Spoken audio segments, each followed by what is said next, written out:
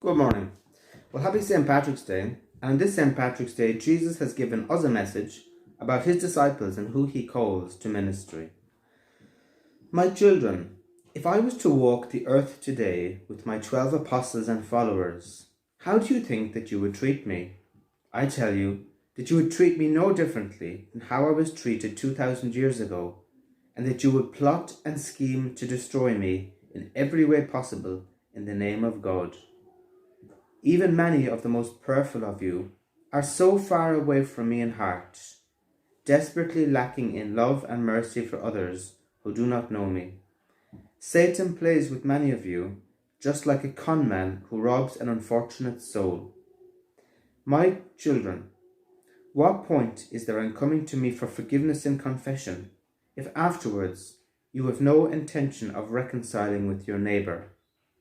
You would do better to stay at home rather than to offend me with your false piety and insincere hearts. As my mother has told you many times, read the lives of the saints and copy their example by surrendering your lives to me and putting aside all division and hatred. Well, as you can see, Jesus is not mincing his words and he's angry. We feel that spirit of anger, the anger of God. And I suppose on today, in St. Patrick's Day, we can think of it. If St. Patrick was to walk the earth today, would we really love him? Now we celebrate his feast day today, but considering who he was and how he was this visionary that came to Ireland because he had a vision. He was casting out demons, he was performing miracles, he was preaching, he was teaching. How would he have been treated? He probably would have been treated like a raving lunatic. And yet here we are celebrating him. And I suppose Jesus is saying the same thing, that, he calls people. He calls people to ministry like myself. He calls people to ministry like Seamus. He calls people to ministry like many priests and missionaries and people we have in the past. And yet it's also a common theme often in the lives of the saints, for example, when we see Padre Pio and lots of the saints, that they were utterly hated and despised while they walked the earth. And then afterwards, only when they were dead and buried and there was no fear of them coming back, that we made them saints. And so Jesus is saying the same thing, that in today's society, we try to mould preachers and teachers and priests, we try to mould them into this little politically correct model of what holiness should look like, and basically we turn them into something that Jesus doesn't want, basically. And then afterwards, when Jesus calls people that we don't like, we decide to basically call them names, we decide to refuse them. And Jesus is basically saying that if even he was alive today, and if he was walking the earth today, that we would plot and scheme to destroy him in every way possible, saying that it was in God's name that we were doing it. And he goes on to say that even the most prayerful of you are so far away from me in heart. What does he mean by that?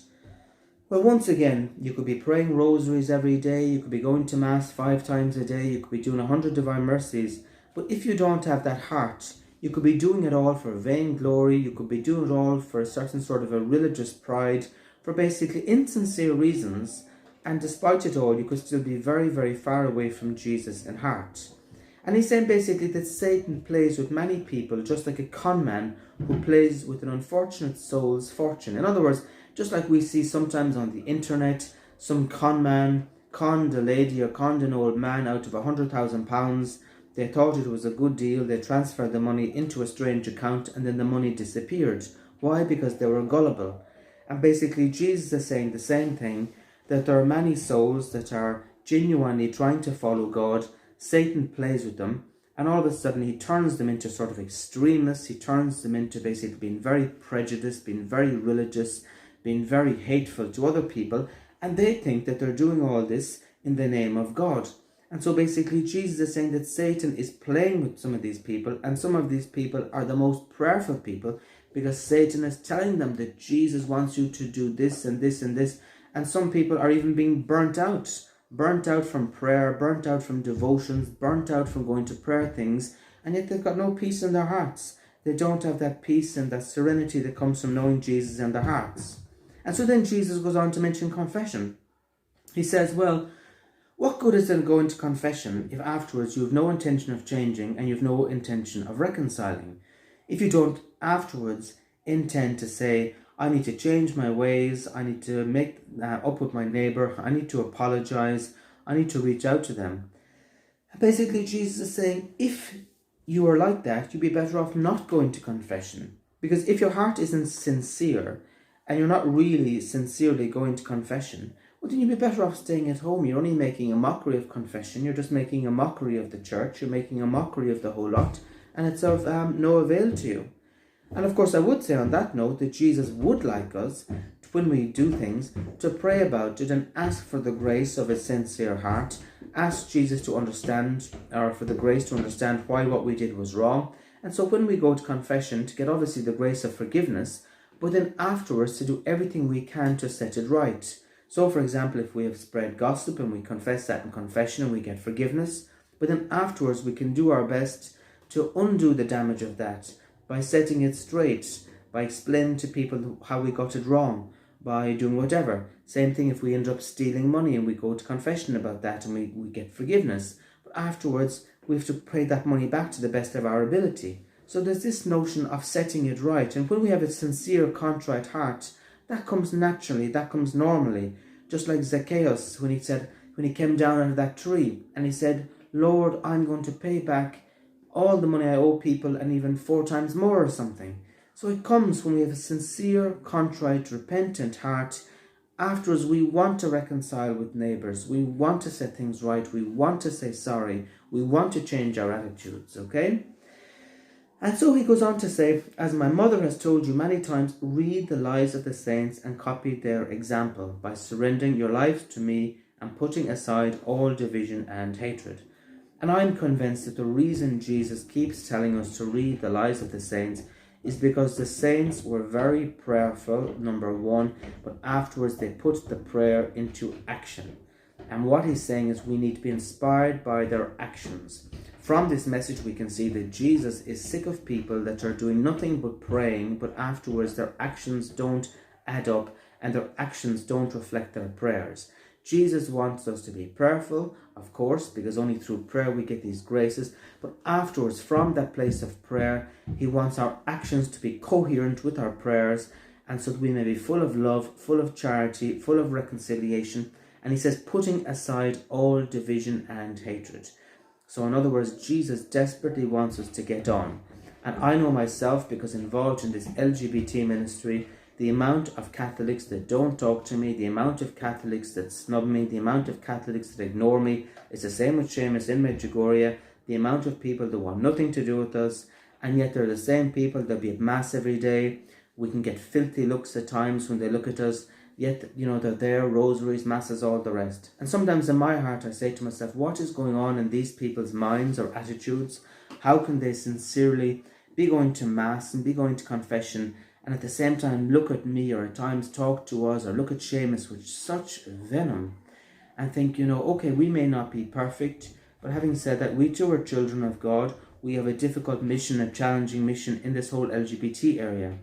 And so Jesus is saying that type of behaviour is an abomination, really.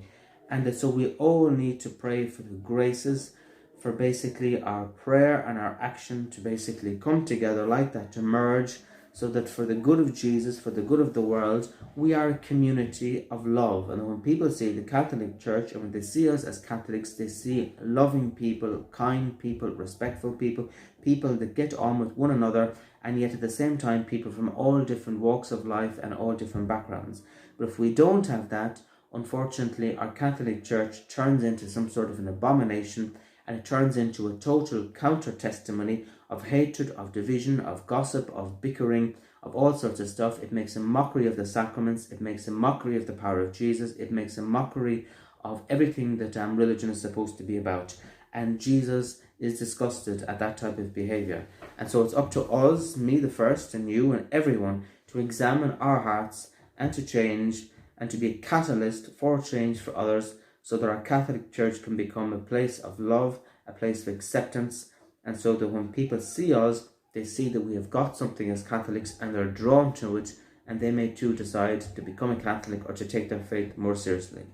So happy St. Patrick's Day to everybody, and may St. Patrick bless us all, and especially bless all Irish community, and especially those people in the Irish community that struggle so much, from what I can see, to love and embrace and to help LGBT people who seem to be so afraid of the future of the church and so afraid of allowing the Holy Spirit to accept and to love and to make LGBT people holy and to bring us into the community of the church as well. So St. Patrick, please pray for our ministry and for LGBT people, and indeed for all people out there today struggling to forgive, struggling to love, and struggling to let go of all the hatreds and bitterness in their hearts.